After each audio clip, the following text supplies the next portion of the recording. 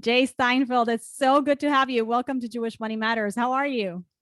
Excellent. Excellent. Thank you. Thanks for having me. Congratulations on the new book. It's so exciting. Lead from the Core, the 4 Principles for Profit and Prosperity. What a title and what a book, I have to say. I'm already diving in. I don't know if you saw my social media, but yesterday I said, this needs to be a required reading in every MBA program. I mean, I appreciate. I actually spoke at the Rice MBA program a couple of nights ago. It was great. We could have gone on for hours. They were asking such good questions. Oh, really I'm so happy to hear that, because I have to say, when I was in business school, I mean, it's been a while. I graduated 2005, but we weren't learning this stuff. I'm hoping things have evolved. I'm pretty sure. I presume they have. So I'm very happy that you came out with such a book, and I'm glad that business schools are embracing it, and you'll be there. Let's talk about, before we get to the 4 principles, let's talk about what was the impetus for writing this book. This is a new stage in your career. You sold blinds.com, then you stayed for 6 years after you had sold it to Home Depot, and you only recently retired, in 2020? And now we have a book. Well, it was May 2020. That's true. But I did not retire. I rewired. I love that. Yes. So I'm doing the reason I wrote the book was I knew I was going to be step away from my company. And look, I started it in 1993. So it's been a while. That's almost 30 years seems to be enough to run a company. And I knew that when I stepped away, I wanted to make sure, since my direct influence wasn't going to be there, that I could leave what brought us to where we were, make sure that the people there knew what it was that brought us there, especially the new people. And then as they came in, they could use these same principles to project into the future, so that we didn't lose the things that made us so good. And that we could beat Amazon, and we could beat Home Depot and Lowe's and everyone else. So that was the original impetus. I then realized, this could be a legacy for my children and for my grandchildren. And that turned out to be a big motivator. And then as I was teaching in the business school, and I'm on 5 boards, I realized that a lot of the things that I was writing about for my own employees were things that everybody needed in business, to bring humanity back into business, to be respectful, to be generous, and to make sure that you're allowing personal development, helping people become the best that they could be. So these were tenets and facets of leadership that I felt were not really being attended to.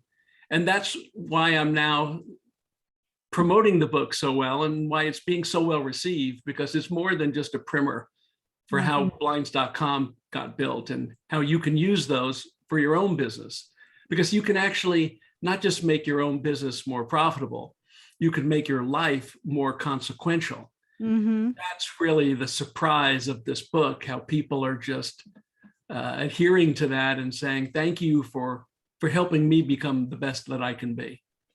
I hear you, and I get chills, because like I said, it was so what was missing back then from school, that I'm not surprised the success that you had, because when you started was around the time that I was graduating, going into business, and the business, none of what you've mentioned was at the core of what we were learning. And I always felt it was just really the missing piece. So let's dive into those 4 core values that you so intentionally set up, and tell us what they are. And then we'll dive in. I have some questions about even how we arrive at those. But yes, what are they? First, let's use this as the premise. I didn't set these up. These were not ideals or aspirational goals that I said, these are the 4 things that we need to be able to do to be successful. I've read this, I've studied it, and these are the ones that we will do. No, that's not what happened at all. What it turned out was, there was, unfortunately, in my life, my wife passed away. She died of breast cancer. just a year after I went full-time online. That was in August of 2002.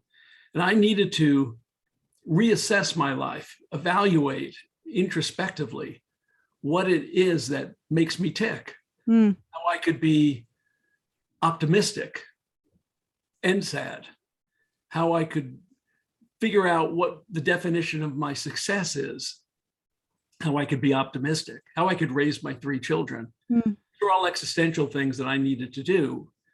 And then through that introspection and investigation and discovery, I determined that those 4 things are what drive me every day. And by knowing what drives me, I was able to then say, well, this is what I've been doing in my company. I've been evolving and I've been experimenting and expressing and having fun. It was all fun, enjoying the ride. And those became, because they were mine, authentic, my core values, not goals, but the DNA of what drives my behavior every day. And I think what you just said is key. In this show, we talk a lot about, and I talk about it with my students also continuously, about getting so clear on what our values are. And they're very individual. Like they're just these things that we are wired, that are of the essence. They're just our DNA, like you said. And Jay, unfortunately, most people don't ever sit down and think about these things. We can go through life and spend our time and our money in complete misalignment with the values that we want to be supporting. Like when we look back at our life, is this what I lived for, right? Did my actions, my calendar and my wallet showed that this is what mattered? And so I'm so impressed that, perhaps it was a tragedy that brought you to this point, but I don't think that you would have not gotten here had the tragedy not happen. I think the message here is we can all get to this point. We should all get to this point. It doesn't need to be a tragedy to get us to it. Well, that's true. There doesn't need to be, but I do ask myself the question. It's a painful question and it's impossible to answer. Yeah. If my wife had not died, would I be here talking to you? Would I have been able to build this company of such consequence that Home Depot wanted to buy it and others? So I don't know the answer to that question. Yeah. All I can say is, please, time is fragile. Life is fragile. You don't want to go through life and then regret that you didn't understand what makes you tick. Exactly. You go through life and say, I did everything I thought I was supposed to do. Yeah. But I'm not happy. Yeah. Not fulfilled. And from my definition of success is being in the process of evolving and helping everybody around me get better. That way you can be successful every day. Yes. You can be successful multiple times during the day, especially when you find out that there's something that's fragile about you, or a disadvantage, or some failing that you have. That's okay, because that just gives you more headroom. There's more things that you can do to evolve and get better. And some things you can't, and for those you hire other people to do. But it's so great to be able to say, I am successful every day of my life because I got just a little bit better. It could be 0.5%, or I helped somebody else by 0.5% get a little bit better. That is success to me. And I love that definition. I love that it's so service driven. That is something in terms of like, I'm here to serve. Like God gave me these talents, these challenges, these experiences, right? What do I do with them? They're for the service of his world. Like what am I'm here, I'm showing up. What do I need to do with all this? And I think that is such a motivator for us to get up and go to work every day and build and create and experiment, right? There's something I'm here to give. So let's dive into those 4 principles, because you're giving to yourself too. This is not all altruism. Exactly. You're not just you are thinking of yourself first, because if you're not strong, if you're not whole, you can't give. 100%. Once you're solid and have that foundation, the only way you're going to do anything of consequence is to help people around you become consequential. Yes. Yes. Yes, which you have definitely done. And I want to talk about that, your leadership and your ability to build teams. But let's start with the four core principles that, as you say, they're not just about business. They're not applicable just in business, but you've applied them to your personal life. What are those? Well, there are the 4 E's. Mm-hmm. The first E, and they all start with the letter E. Mm-hmm. First E is to evolve continuously. And that means you evolve, you help everybody around you evolve, you help your service providers evolve, your customers, your company, your department, everybody within your sphere of influence.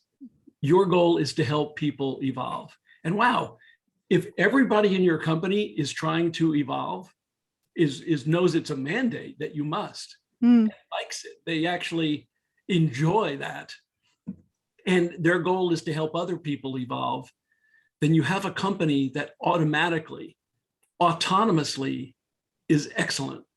It just continues to get better and better without you telling people they need to, because that's automatic. It's part of the DNA. That was really the success. Everybody was always getting better or helping others get better. That's an amazing culture to be in. Amazing. But can I ask a question on that? Yes. How do we measure that? Like, what are the matrices that we have? Like, are we measuring this in some way? How do we help us get practical on this one?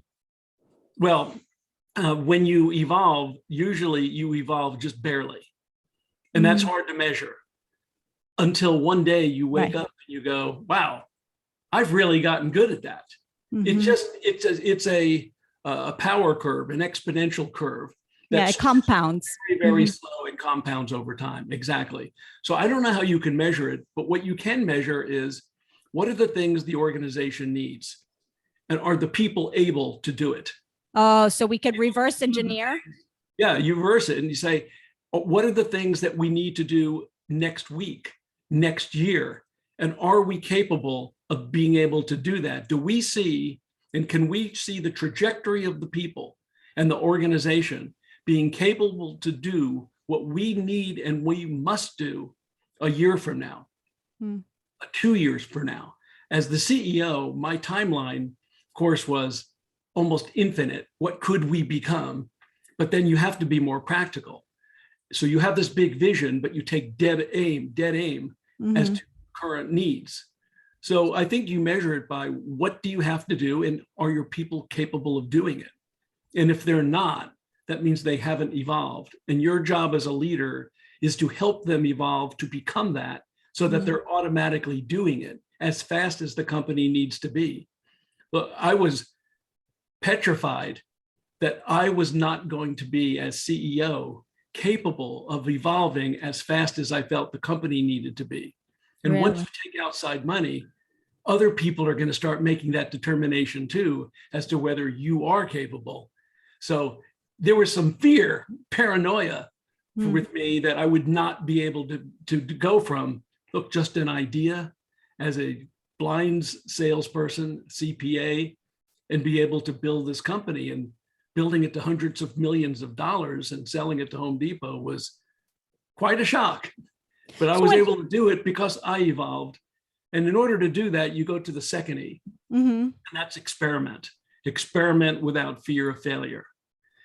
The only way you're going to get better is to take chances in trying new things. The only way you're going to find out what will work and what won't work is to test it. And if all you do are test things that you know are going to work, you're not experimenting at all. All you're doing is doing really small little things and aren't going to really move the needle that much. Now, if you do enough of those, it will, because those compound over time as well. But we had an ethos that said, just try. Let's just give it a shot. We're never going to bet the farm. So when you say experiment without fear of failure, people are worried about experimenting and losing money or losing time or losing face, losing stature, being embarrassed by not being able to get a raise because you messed up. The only way you're going to really do something big is to do a lot of little things fast and experiment for the purpose of making everything a little bit better. So those two things, those first two E's, evolve and experiment, work hand in hand. Hand in hand, right. Exactly. Right. And you know, the experimenting, we can grasp it on a personal level. And I think, you know, I tend to be of that nature, and probably a lot of the listeners are.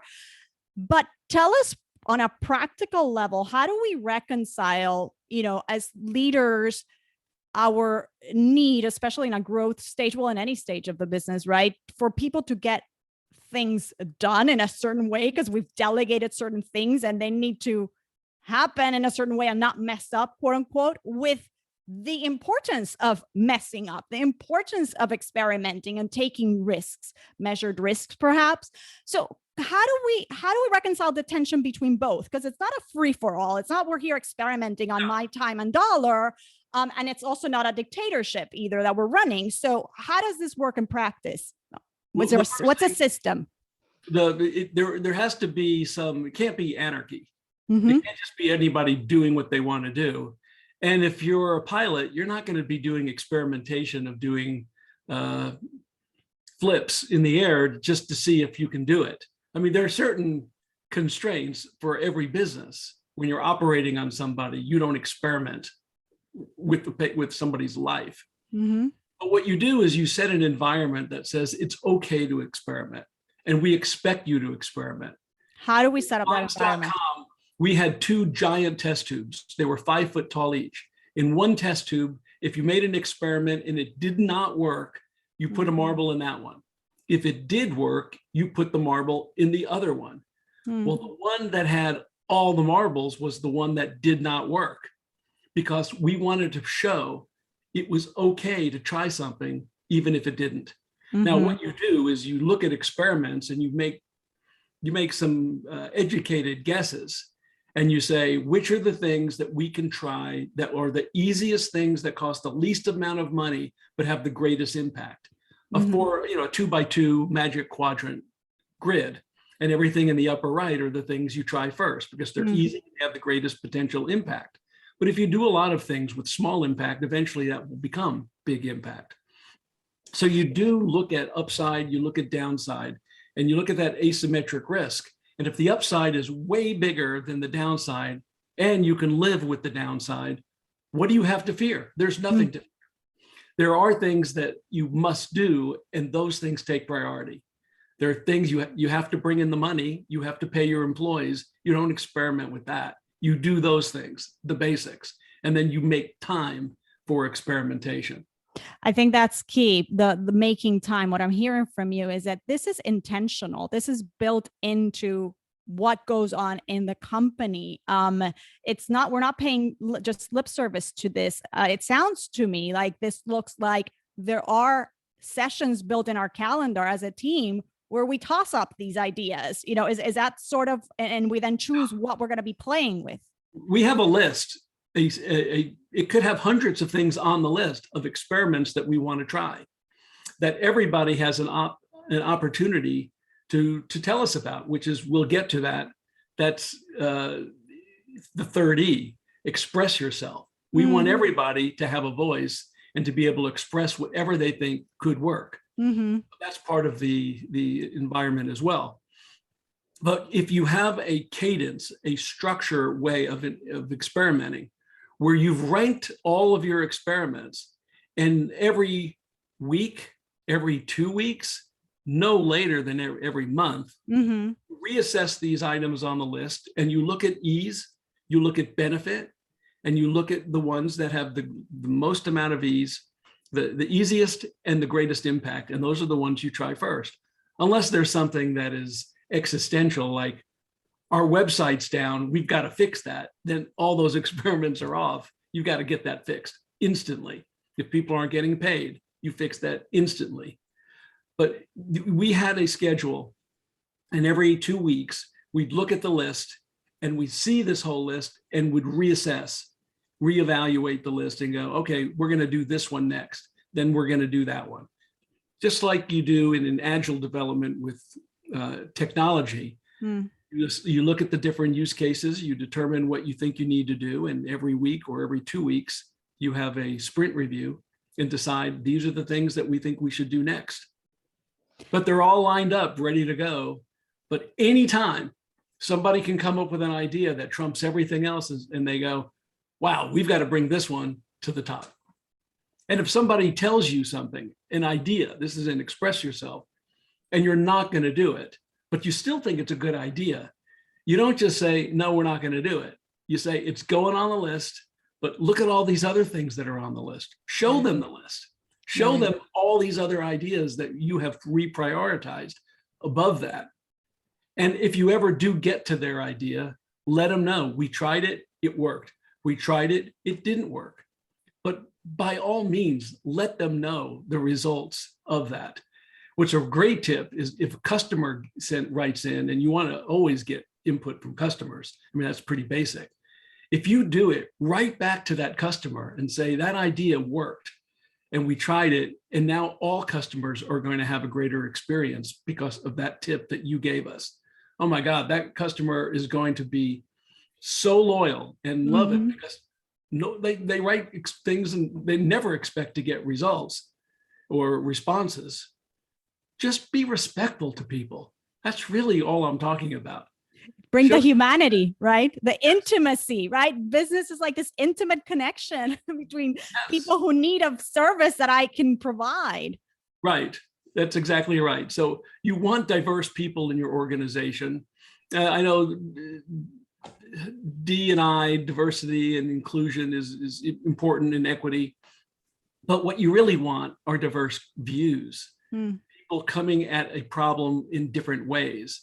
And with a diverse workforce, you do get diverse views, and that's important. So you want to hire different types of people so that they can provide you with different types of views. And of course, the more data that you have, the more data points you have, the better decision you can make. I want to talk about hiring in a minute, but I want you to go through the next 2 E's because I think they're all important, and one of them is my favorite.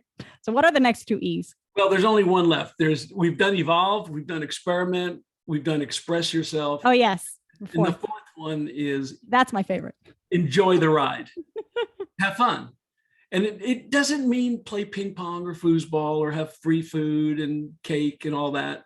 Oh, you did have that stuff. We did have all that. We had all those things. I've been at the office. I've seen it. Yes, we did have every one of those things. We even had giant lava lamps, which turned out to be a catastrophe. They broke and they flooded. It was, anyway. But we had giant lava lamps. So yeah, we did crazy stuff like that. But enjoying the ride means doing things that you've never done before. It means working really hard, and evolving and experimenting and trying something and doing things that people said you could never do, needing way more money. And that was like the story of blinds.com. We did so much more than people thought we could, using so little money that people thought we needed. And at the end of the day, we'd say, look what we've done. This is amazing.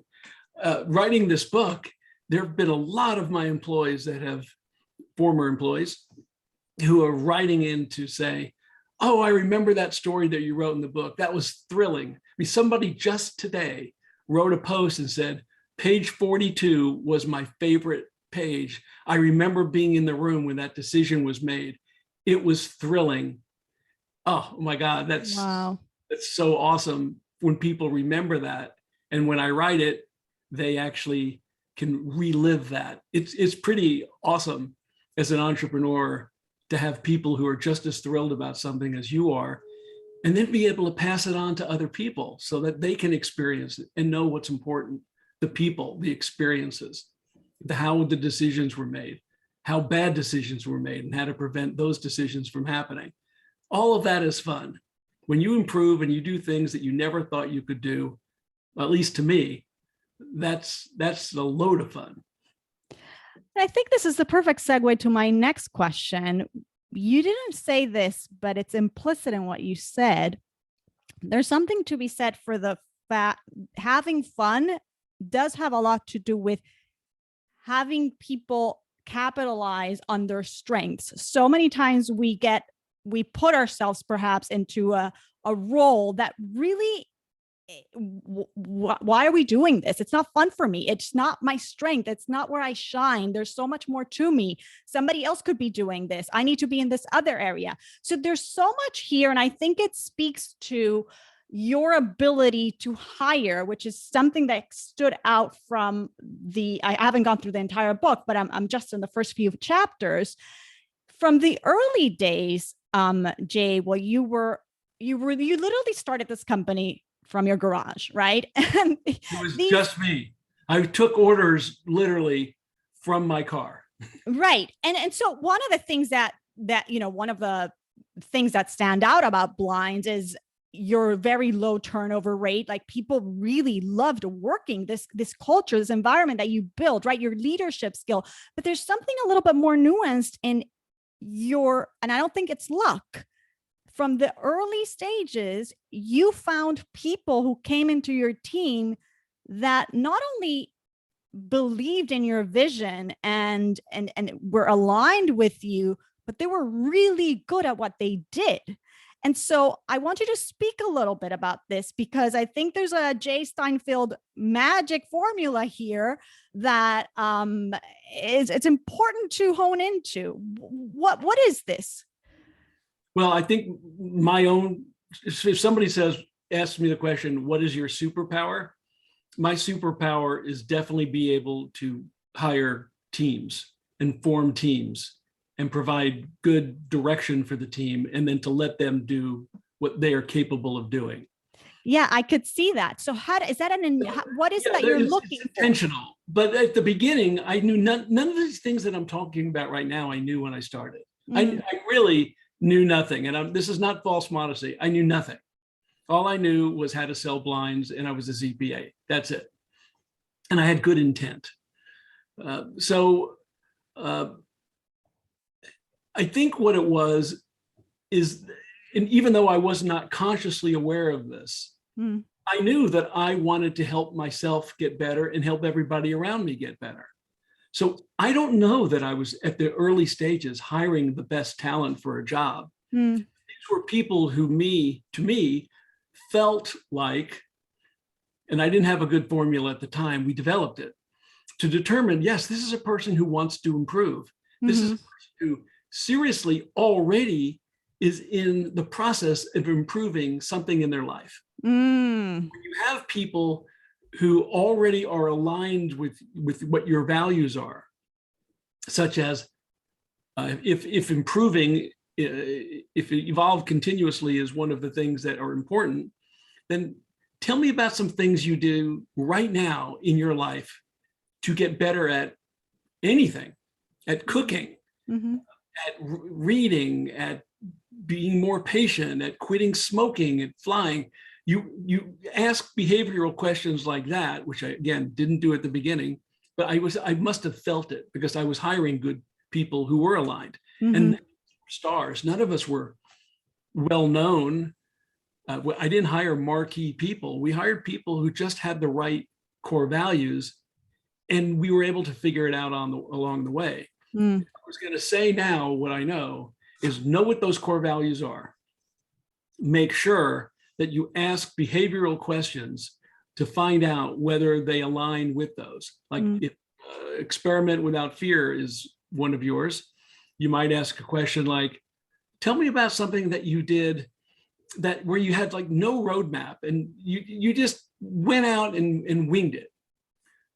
Some answers I got were, well, my friend and I went to Vietnam with just backpacks and we had no idea we were going to go. That's an awesome answer. That's like the best answer I've ever heard, because they love the ambiguity. They love exploration. And they knew they didn't have a linear path to get somewhere, and they'd figure it out along the way. That's the kind of person I would want to hire.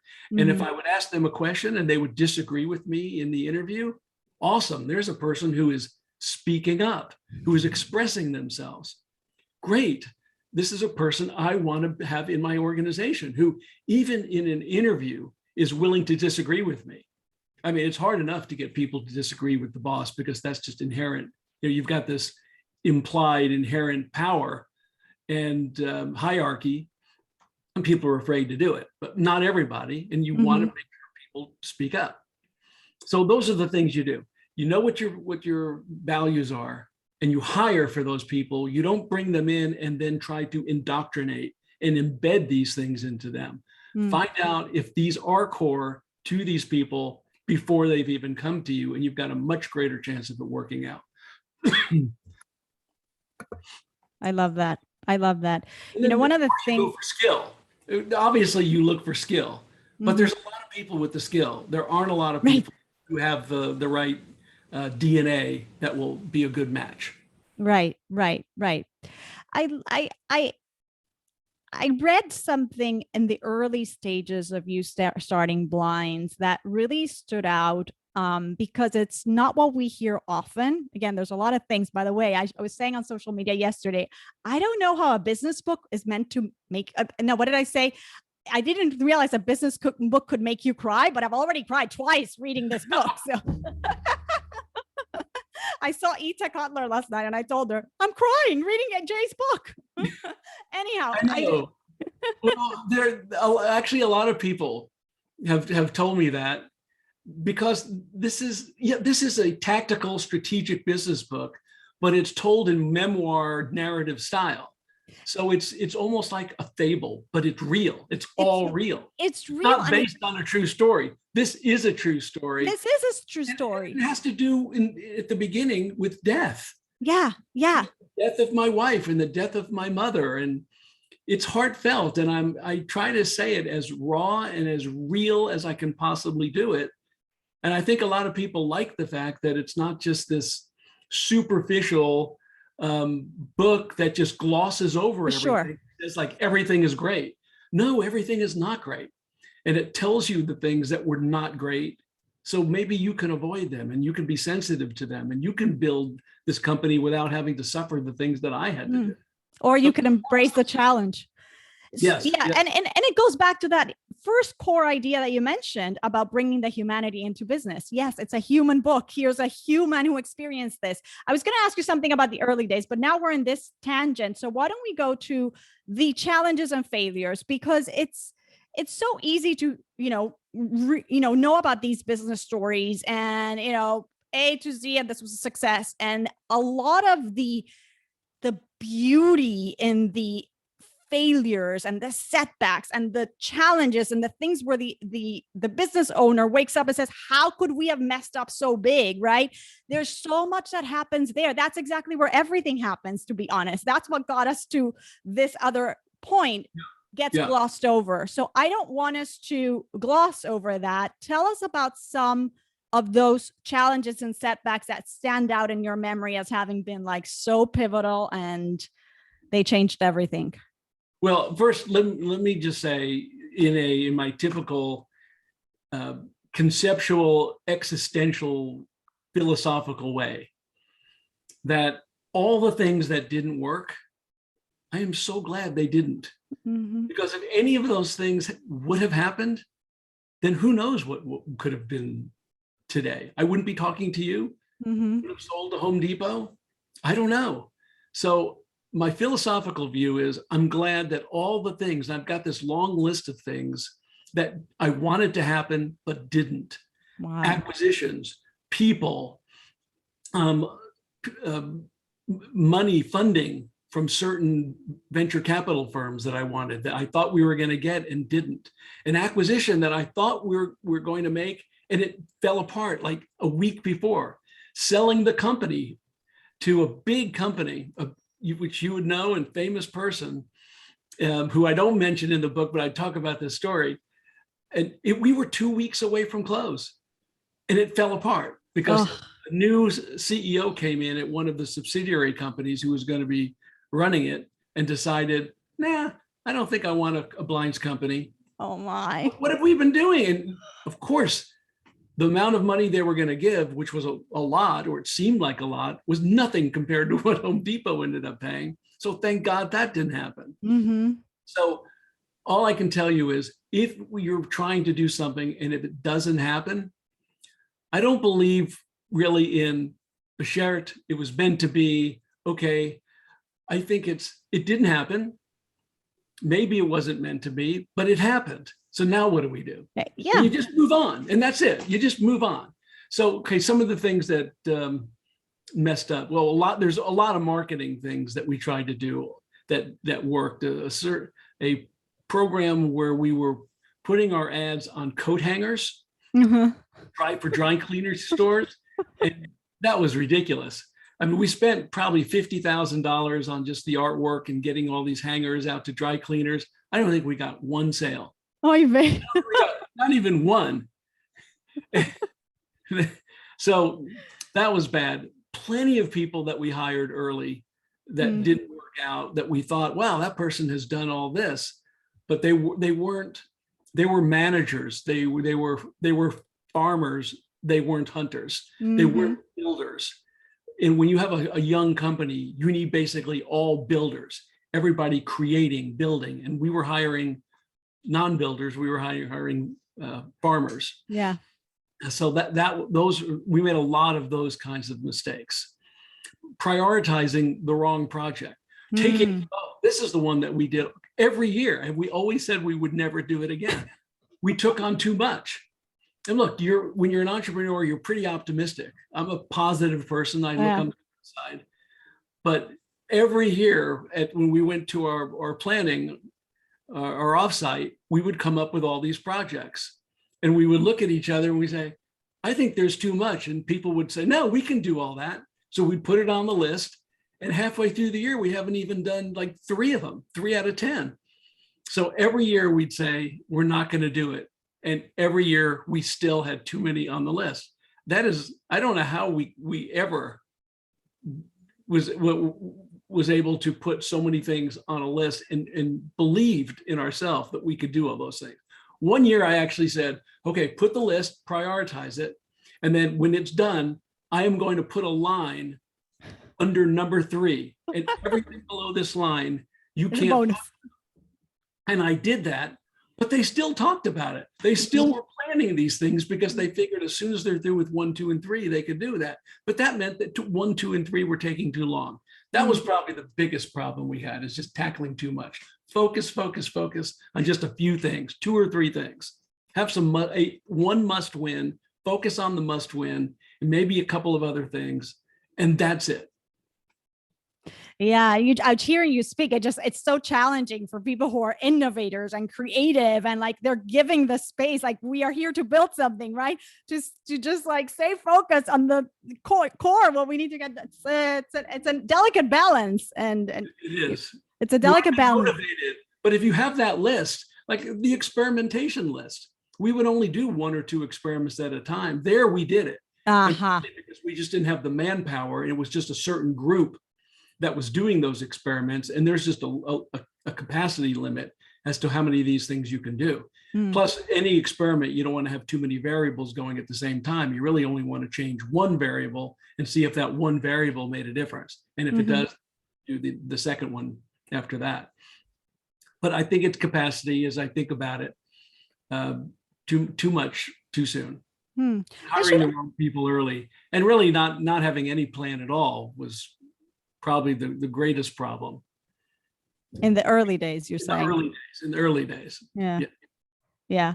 How does experimenting apply or manifest itself in our personal life? Like, what does that look like from your estimation? Okay, this is a great question. I'm glad you asked that. Most people don't get into experimentation on a personal level. And you know there are some people that go to the same restaurant every time on the same day, and they order the same thing every time.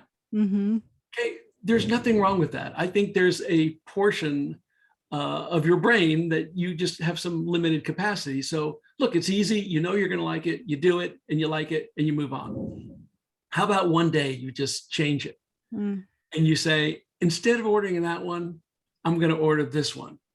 I don't know if I'm going to like it, but are you really afraid of just eating something for one meal that's going to not be as good as the other thing? Maybe you'll like it better. Just try that. Just try going a different direction, a different route someplace, and see if it turns out better, or if you just see something new that you never knew even existed. little things like that. If you've got an experimental mindset, you will start doing more and more of those little things. And you'll say, I spoke to my significant other in a certain way. That didn't work.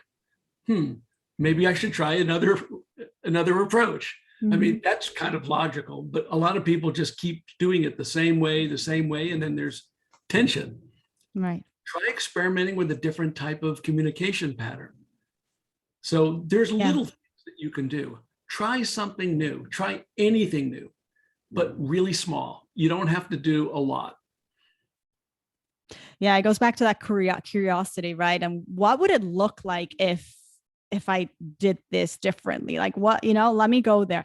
I love that. Let's talk about curiosity, but it's about, and it's not even about complacency or improving.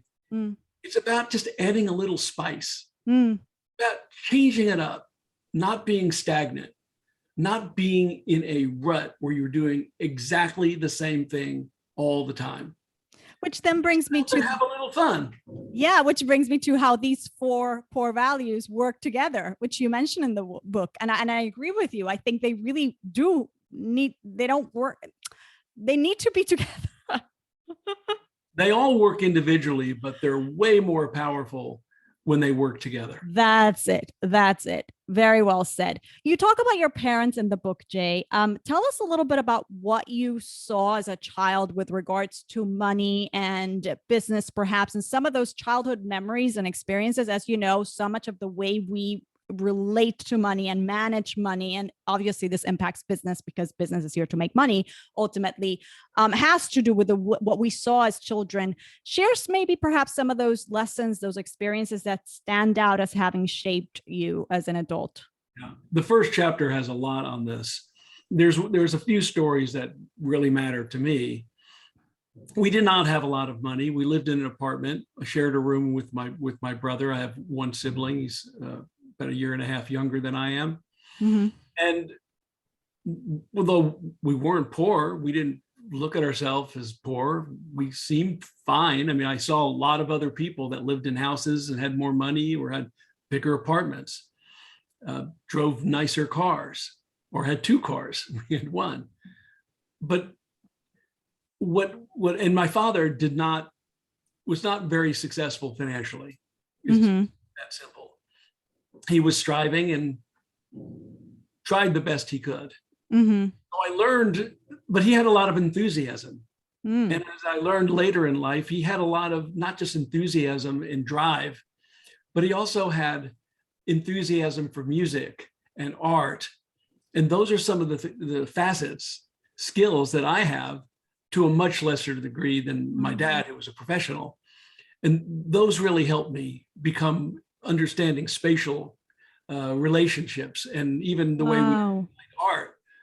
But my mom, she brought it all in. She did every little odd job she could, and with no complaint, never complained. She just did what she needed to do.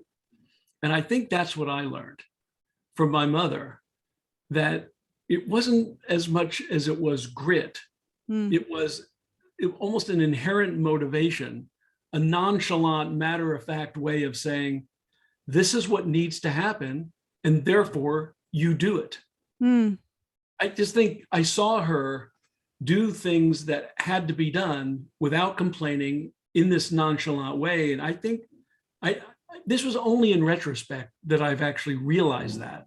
But for instance, in Little League, I'd be raising money for the team, as people do in scouts and things like that. And she would let me go to the door, and then she'd run around the corner in the apartment down the hall and allow me to do all the selling by myself. But I knew she was around the corner, and she was there to help me and let me do it by myself, to develop my pitch, my confidence. But she wasn't there. And I think the fact that she allowed me to be independent and do things myself, but yet was there behind me. I knew she was there and could pull me out of the fire if necessary. that was great. So the confidence that I developed being independent with her support and her nonchalant way of doing things and having side hustles. Like she would sell jewelry. She'd buy jewelry from antique stores and then sell them to her friends.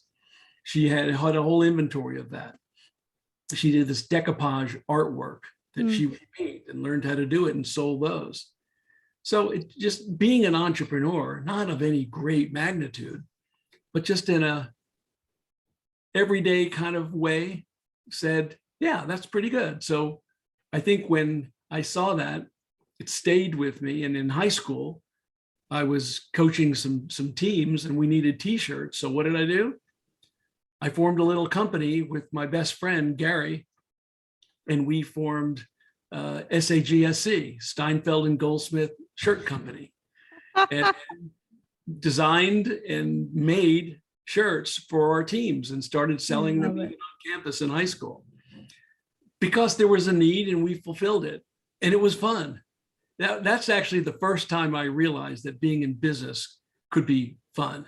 Mm-hmm. It was always fun. And we were evolving then. Again, not consciously knowing that's what we were doing, but we were experimenting, trying it, didn't know what to do, but we figured it out. I just sent him a book last week. And it turns out that he's written a book too, and he's also teaching. And he's a really successful advertising, the national creative director for a very large advertising agency. So our lives have been almost like parallel, and yet we were in the fog, not knowing about each other, passing through the night. And now that we've reconnected, it's been amazing. It's to retract and say, yeah, remember when we had SAGSC? That is so cool. And everything that you shared right now, really just, it's unbelievable. It brings us back to those 4 E's. Like, that anecdote of your mother, I trust you, you go do it. Like she's letting you experiment. Like, yes, maybe we talked about this a little, but you got some input from me, but you're at it, fail fast, figure it out, get up and do the next pitch at the next department. You can do this. It's unbelievable. Unbelievable. Jay, let's wrap it up with what I like to call Jewish Money Matters fill in the blanks. And this is a part of the show where I'm going to ask you an open-ended question and you finish it with the first thing that comes to mind. Okay. I should have watched a few more of your episodes to know what your question is. There you go. Don't worry. I'm sure you're going to do great. Just fill in the blanks for me. Okay. When I give tzedakah, I like to give to organizations that help people become better than they believe they could be. I love that. Any in particular that stand out? Tell us so we can support them too. Well, JFS. Yes, they do a great job. They do wonderful work. They really do. So important. I'm looking at giving money to prisoner entrepreneur program, helping prisoners get out of jail and become entrepreneurs. I've spoken there 3 times, and it's amazing what they do.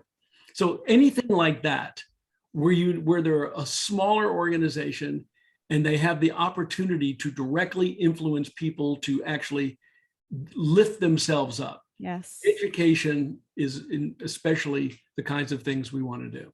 Yeah. People less fortunate.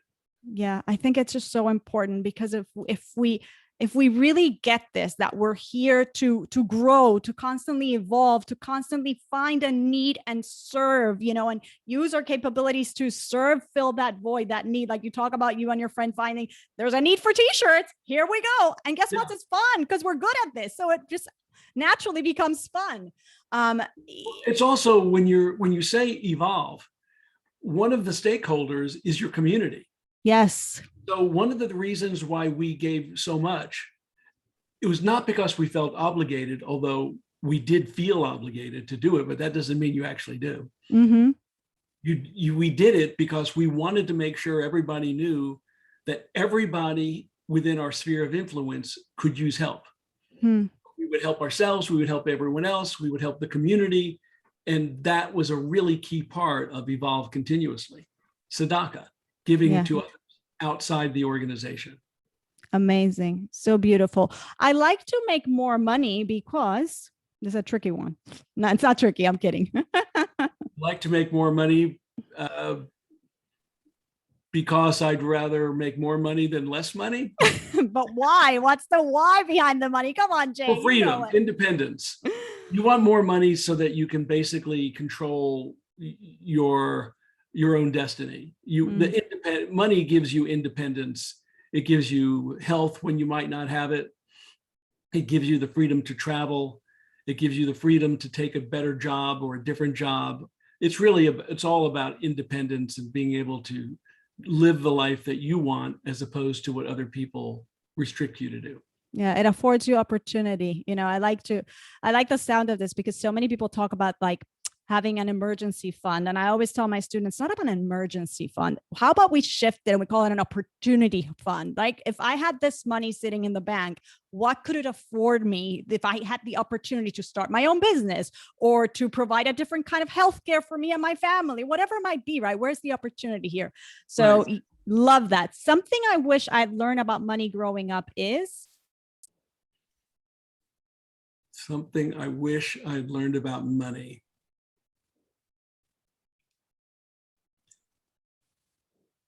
That's a tricky one also. I'm going to have to think about that one a little harder early, because I think what I learned about money early is that you don't need a lot of money to be happy. Wow. And because we didn't have it and we were very happy. So I think that lesson for me was a good one. Interesting. I don't know that I'm not sure it could be any better than that. Yeah. True for me. Yeah. And I think, as we see your journey, it doesn't, obviously the money is a motivator because a business has to make money, but it sounds like I wouldn't say the money behind the business was like what drove you. And it's not what comes across at all. No, in fact, we had two stockholders. This is one of my favorite stories also. Tell me. Where they just wanted us to give out dividends. They wanted the money we were making a lot. They wanted me to distribute it. And I was the biggest stockholder, so I would actually get the most, but I didn't want to do it. I wanted to put the money back into the company to grow it because I knew we had greater potential. Wow. Turns out we bought those two stockholders out, and that was a huge, huge relief and a great opportunity for us to finally put the money into the company and spend it all on growth.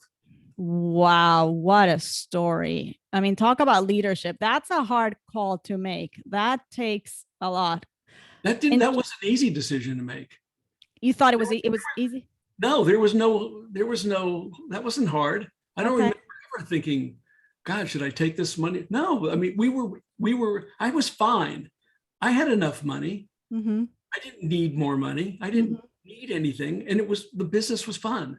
It was all great to evolve. And if we needed money to evolve, let's do it. Because we did know one day we were going to sell the company. And if we were going to sell the company, then we need to have it valued much greater than where it was. Yeah. So we wanted to put the money in there. So ultimately, well, we would make a lot of money. Yeah. We could make a lot of money one day. But the idea was to, look, you want to work, if you want to be impatient with action, but patient with results. Oof, nice. So if you are impatient with actions, that means you work really, really hard, every day. And then you sit back and you wait for it to happen. And that's what we were doing. So impatience would be to take money out now. Patience would be work hard, stay away from withdrawing all that money, because one day it'll be a lot more.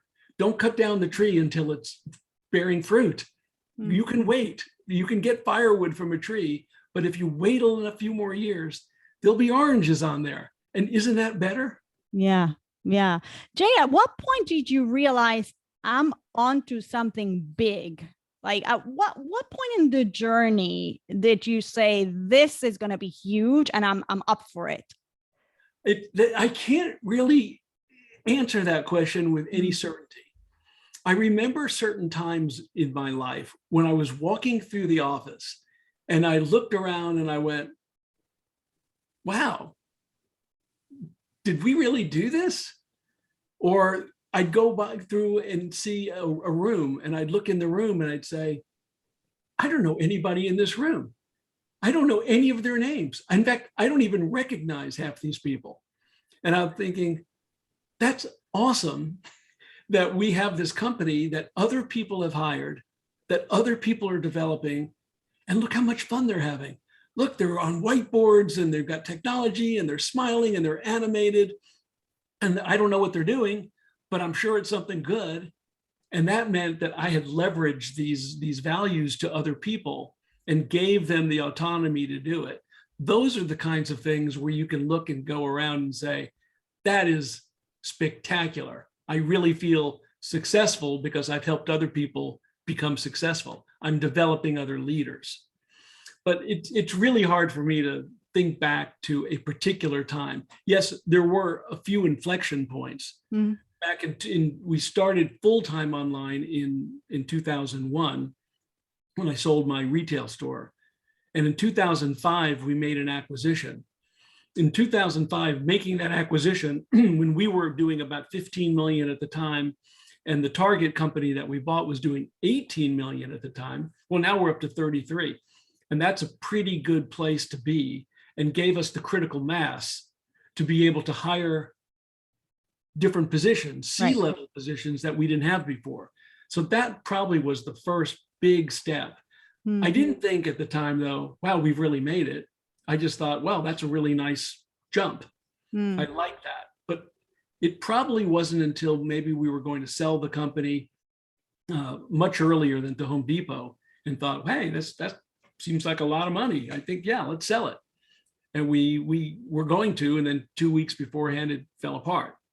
Okay, it fell apart, but let's just going move on. Maybe we'll sell it again one day. I love this. Let's wrap it up with a few last ones. Okay, money, spiritual or physical, Jay? Physical.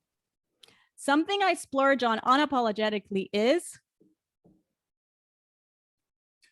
Ice cream and singing with my barbershop quartet as long as possible. Traveling to Dallas, where the other three were for a while, and participating in Music Man in that barbershop quartet, and just completely disavowing myself from work. I love that. I love that. And I know my husband and you have that in common, and our mutual friend, Daniel Cutler. So I could relate to this. Today, I'm most grateful for